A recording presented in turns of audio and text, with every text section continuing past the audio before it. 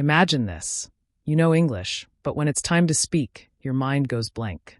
You hesitate, you translate in your head, and you lose confidence. That's because you're learning English the wrong way. But today we're fixing that. In just 3 minutes, you're going to train your brain to think in English so you can speak fast, naturally, and fluently. No boring grammar. No long lessons. Just real, powerful practice. Ready? Let's go. Step 1. The rapid response drill. You need to stop translating in your head. Native speakers don't translate, they just speak. So here's what we'll do. I'll ask a question and you answer, fast. No thinking, just speaking. Question 1. What's the first thing you do after waking up? I check my phone. Question 2. Name one food you can eat every day. Pizza. I love pizza. Question 3. If someone gives you $1 million right now, what's the first thing you'll buy? A house. Or maybe a world tour. The rule? No translating. Just speak. Even if your answer is simple, you're training your brain to think in English. Got it?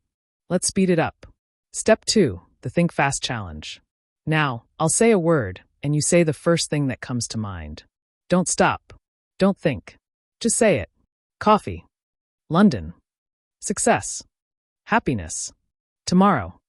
See, you're already thinking in English.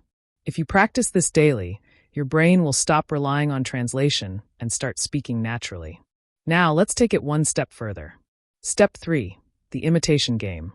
This is how babies learn languages. They listen and copy. So now you repeat after me.